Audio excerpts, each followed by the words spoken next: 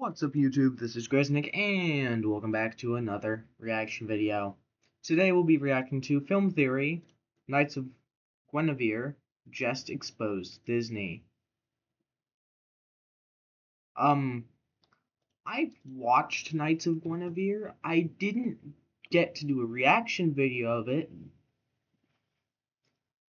because I wasn't capable of making videos at the time. It was good in my opinion. I very much enjoyed it. I will probably react to the next episode that comes out, as long as I'm capable of. Same as The Amazing Digital Circus. I also missed that previous episode. I did watch it, don't worry. As always, like and subscribe to the Film Theorist and myself, and let's get into this. How did they specifically call out Disney? Why are people getting sick in the Knights of Guinevere? What is blue lung and how is it related to the parks? Is there any way to reverse it? And of course, what the heck does any of this have to do with the Walt Disney Company? Yeah, this one's perfect for a theory, huh? Hello Internet, welcome to Film Theory, the show that's in dire need of rescue. So, hey, have you guys seen the pilot for the Knights of Guinevere? If you don't know, this is a new show created by Dana Terrace, who previously created The Owl House and Glitch Productions, the talented folks behind The Amazing Digital Circus. No joke, but The Owl House might be in the top 5 most requested series to do a theory about for us, like, ever. And believe me, we are working on one. So a new show from this creator was absolutely something I wanted to hop on immediately. And man, there was a lot going on here. An awesome new world to explore, animation that bounced from adorable to violent, cameos galore, and jokes. There's so many jokes. Why would anyone splice the facial controls into the environmental pipeline? It's not a very sophisticated solution. The pilot follows a pair of characters named Frankie and Andy, 2 women who work for or around Park Planet, an amusement park run by, well, the Park family. And if you say the word park enough, it sure does start to lose meaning. Anyway, clearly something malicious is going on around Park Planet, as everyone around it seems to be getting sick, and it's causing them to cough up this weird blue stuff, or even turn blue in some other cases. Just saying, it's not going well for the average Joe around here, but the rich don't seem to care as long as the parks remain operational. Speaking of, Park Planet is built around the character Princess Guinevere. She's kind of like their Mickey Mouse meets Disney princess mascot, animatronic, and main character all wrapped up into one. But something darker is going on with Guinevere too. It seems like there's a consciousness inside of her that doesn't want this and is willing to go to any lengths to escape. It's okay, Papa. They'll bring her back, and when they do, I'll fix her again. And if she's confronted with something big and scary, she isn't afraid to throw down. This pilot was awesome, so please go watch it so Glitch knows that there's an interest in more episodes.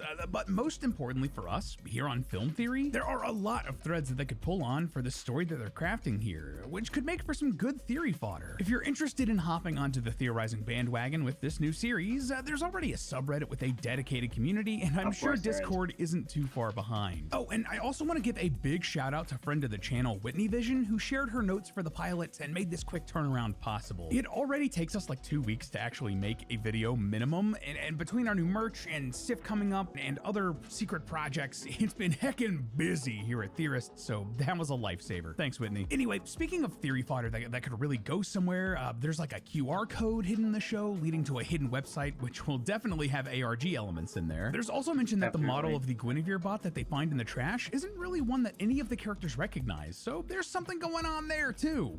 Whether this is a new one, an old one, or just a secret one, that remains to be seen. Oh, there's also like the weird, interesting case of Frankie seeing that like fantasy world with her 3 plushes talking to her. Do it, Francesca.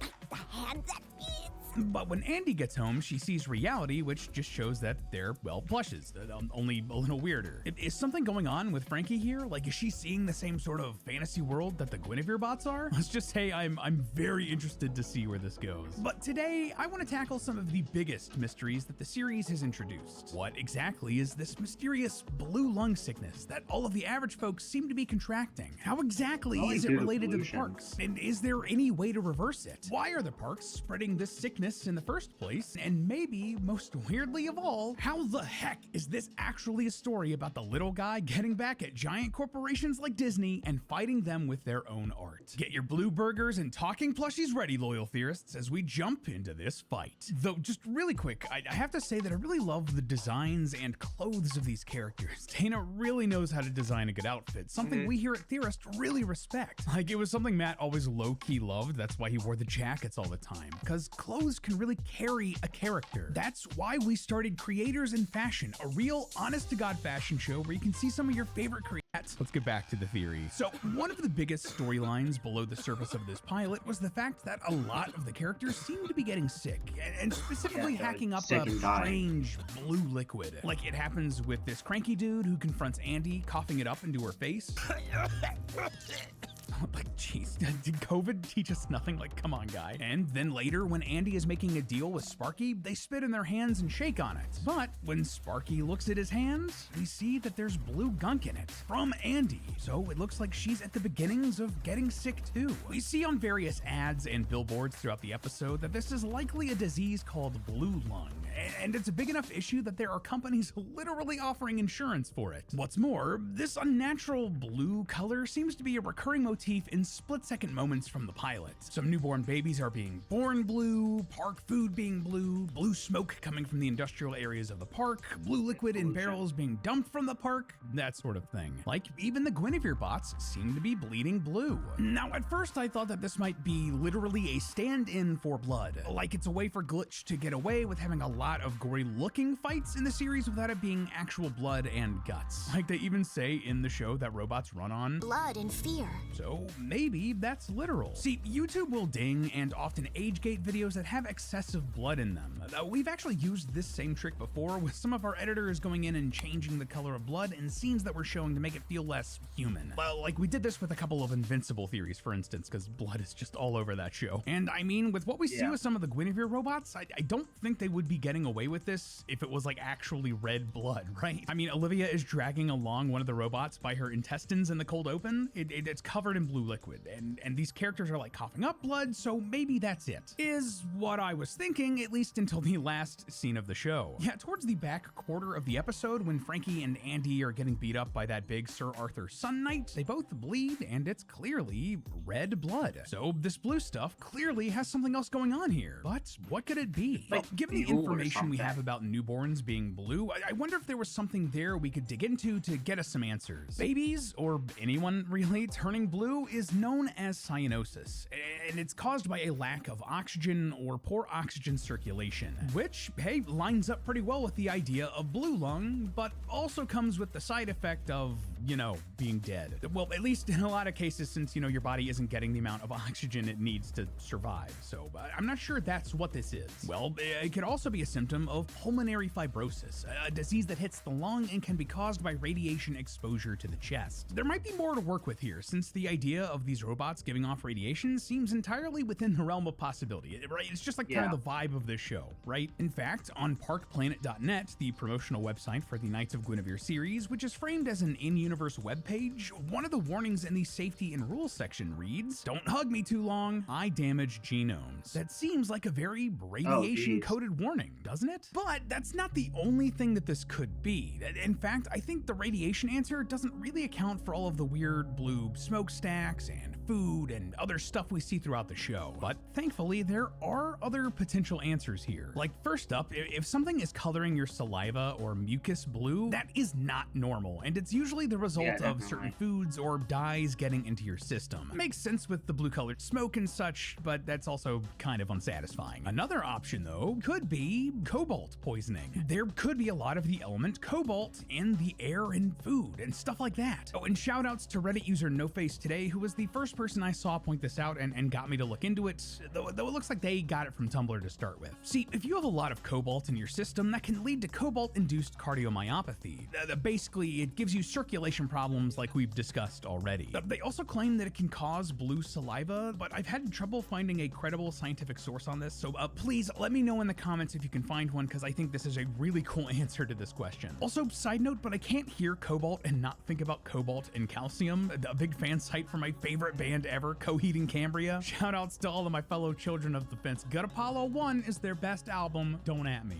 Anyway, another idea? Well, it could also be silver. See, there's a strange side effect of prolonged exposure to silver or silver dust known as argyria, which turns the body blue. This was most famously seen with a man named Paul Kerrison, who applied a mixture containing silver to his skin to try to treat some of his health issues. Kerrison and others suffering from argyria didn't ever really cough up blue fluids or anything like that, at least as far as I could find, so the connection here is a little thin, but this does make more sense with the skin turning blue like those babies that we see on the show. And here's the thing, silver is also widely used in improving soft robotics. So, you know, robots that could look, act, and feel like human beings. Kind of like Guinevere, right? Though honestly, in the end, it's likely we won't end up knowing like the exact chemical composition of this blue stuff and whether it contains cobalt or silver or some other magical sci-fi technobabble. But I mean, come on, it's still fun to speculate. So here's what I'm thinking. Obviously, the parks and their technology are having some negative effects on the people working there and the folks on the planet's surface. They're constantly getting bombarded with whatever this blue stuff is, whether that's mutated robot blood or radiation or cobalt or silver or some weird sci-fi concept we haven't been introduced to yet or some combination of the lot. And this is causing an epidemic disease that's destroying the lungs, skin, and bodies of everyone impacted by it. But then this begs the question, why? What could possibly be worth endangering everyone in and around the parks on this? I mean, even if we wanted to think it's just some cartoonishly evil version of corporate greed, you know, more than it is in real life, and they don't care about hurting their workers or the people under the parks, the rich folks in this world don't seem immune to this damage. Orville has blue splotches on his skin, just like the older guy who coughs on Andy does. What could possibly be so important to put everyone at risk like this? Well, the answer to that is easy. Family. Stick with me here. In the show's cold open, when we're introduced to Olivia as a child, we get this strange line in an interaction with her father, Orville. Happy birthday, sweetheart. I hope this can make up for... I don't think I need to say it. He then goes on to say that Olivia should let go of her past because her future can be as bright and beautiful as the parks. So I could read this as meaning a couple of different things. Like, first off, it could be that Olivia's been diagnosed with some terrible illness. I mean, we do see her very sick when she's older later in the episode. But alternatively, well, maybe they're talking about her mom, a mother who has died. We don't really see Olivia's mother in the show other than maybe this painting above Olivia's bed. We see a girl with dark hair flanked by what seem to be her mother and father, though we can't really see them. They're like out of focus and their heads are cut off and that sort of stuff. Now, your first thought might be that this girl is Olivia and the two figures we don't see are her parents. But the more I've thought about it, there's another possibility. While these two girls look very similar, notice how Olivia has bright, blondish hair in this opening scene? Dana later confirmed this to be white or silver, but the girl in the painting has very dark brunette hair? Well, what if they weren't the same girl? What if this little girl in the painting is Olivia's mother and that's why they look so similar? Is that a big swing? Maybe, but that would mean that this is a portrait of Olivia's mom and grandparents, which is also why we don't see her father's face. It'd tip us off that this is an entirely different family unit than it's implied to be. So combine this with the fact that Olivia is clearly sad, obsessed with fixing the robot in this room, and that her father is trying to make up for something bad that happened. Not too hard to put two and two together here and assume that her mother has died. But on top of that, I believe that some part of the mother, whether it be her mind, her soul, her consciousness, has been reused or trapped within Guinevere in some way. To be honest, this one's a bit of a big swing at the moment. There is a bit of evidence here, enough that I wanted to raise it, but there was one particular moment that kind of sealed the deal for me, that made me feel confident enough to bring it up here. The Guinevere bot we see in the cold open, the one that kid Olivia is working on, well, it's difficult to see, but when she takes her Olympic dive into the park trying to escape Olivia and Orville, you can see very clearly that her hair isn't completely blue. There's some brown or black still there in the tips. This seems like a very, very intentional detail, especially when those dark tips aren't really part of any other Guinevere's design. And when you just showed us a little girl with brown hair that's different than the other little girl in the show. What if parts of Olivia's mother have been literally reused here? Or if an earlier version of the Guinevere bot had completely brown or black hair to emulate her more, but that was changed to blue to be more fitting with the park. And believe it or not, but that's not all. So the name Guinevere was definitely chosen intentionally. See, that's actually a name that comes from our third Arthurian legend, and if you actually look into who that character is, it tells us a lot. How so? Well, in many versions of the legend, Guinevere was the wife of King Arthur. And wouldn't you know it, but there's also a version of Arthur in the Knights of Guinevere. Remember that giant robot with the sun face that attacked Frankie, Andy, and Guinevere towards the end of the episode, which Guinevere then totally wrecked off screen? His name is Sir Arthur, and he's voiced by Sung-Wan Cho, the internet's very own Pro ZD. And wouldn't you know it, but Sung-Wan Cho also voiced Orville Park. So the robot representing Guinevere's husband is voiced by the same person who voiced Olivia's dad. So it makes sense that her mom would be Guinevere. And just really quick, you might be thinking, hey, Sung-Wan voiced like 5 characters in the pilot. It could just be reusing a great voice actor in multiple roles. Like, it's not uncommon for an actor to have a billion different parts in a project like this, since most of them have incredible range. Like, did you know that the same actor voices Vegeta, Piccolo, Yamcha, Nappa, Popo, and over 3 dozen more characters in Dragon Ball? That's still wild to me, man. And hey, that might be true here in the Knights of Guinevere too, but There's also like Michael consider Kovac this. The voicing same like actor at voices least both one Orville character per and indie Sir show. Arthur in the French, German, Dutch, Russian, Ukrainian, and Indonesian dubs of the show, though not in the Spanish one for some reason. Regardless, that many dubs having the same actor is way more than can be considered a coincidence. That was an intentional choice, one that suggests that Sir Arthur is supposed to be a robotic representative of Olivia's father Orville, and thus just more evidence we can point to Guinevere being a representative of her mom. So of course, this now then begs the question, is there anything else we can pull from Arthurian lore to get an idea of where things might be headed? And the answer is yes, totally. In some versions of the Arthurian legend, Guinevere also had a romance with Arthur's nemesis Mordred, who was also Arthur's son, which just makes that very messy and complicated family drama. So potentially there could be a Mordred character introduced at some point. But something that's even more likely to me, well, Guinevere also has another famous romance with one of the Knights of the Round Table, Arthur's trusted friend, Sir Lancelot. And wouldn't you know it, but this eventually caused the death of Arthur and the downfall of his kingdom. So then wouldn't it be interesting if then, alongside Sir Arthur in the pilot, we saw another giant robot? Oh wait, we totally do. One that has a moon crest around his face rather than a sun. What if this is the stand-in for Lancelot in the Knights of Guinevere? That could mean that this giant robot is going to switch sides at some point and join the Knights of Guinevere, or maybe become a character conflicted and torn between the parks and Guinevere the robot. Or hey, maybe he could just cause the downfall of the parks entirely for some other reason. That would just be like a completely alternative telling of this story, right? Like a different take of this Arthurian legend entirely that tells it from a different point of view. And you know what? Honestly, that might be the entire point of this story. I don't know if you picked this up at all, like it was pretty obvious if you knew what you were looking for, but a lot of the inspiration for the Knights of Guinevere seems to be based on the Walt Disney Company. Like, don't get me wrong, there's certainly more going on here, but if you think about who created the show and how Disney cut Dana Terrace's previous work short with the Owl House, and how much criticism Disney's gotten over the years for how they treat their artists and stories, that connection just makes sense, and it's all over this show. There's a point where we see a design drawing for Guinevere covered in notes that absolutely seem like they're from some committee trying to force all of the character out of her. Something I bet Terrace had to deal with a lot, unfortunately. And there's a news article in the same part of the episode about a live-action remake of some Guinevere animation getting greenlit because, quote, no one asked for it, so we're making it. A clear swipe at the mouse. Even the fact that the parks are polluting themselves and the people responsible for creating what drives their business connects back here to destroying people and long-term planning for the sake of short-term profit. And there are just more and more connections, but you get the idea. So just think about what Disney does, what they've built their empire on. They take pre-existing myths and fables and then sanitize them. Or they buy a company, force it into their machine, and extract all the value they can out of it, all while making sure it fits into the narrative they want to tell. And then they sell you on the whole experience. Where? At their parks. Knights of Guinevere is taking that idea and doing their own spin on it. Ironically, they're doing what Disney does to Disney.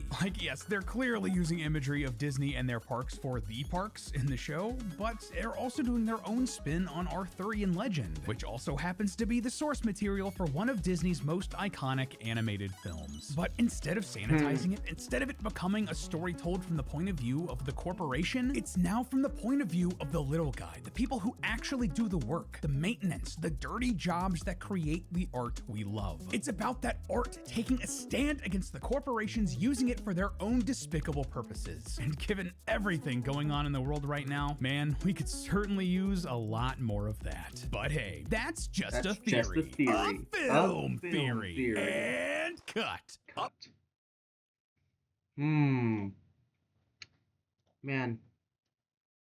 I mean, yeah, this isn't really... This is somewhat theory, some speculation stuff. Mainly because we only have the pilot episode. They tend to do this whenever a new indie show comes out. Really cool. Really good video. As always, I don't know what I expect from Film Theory. It's always good. Go like and subscribe to Film Theorist and myself. And I will see you next time. Goodbye.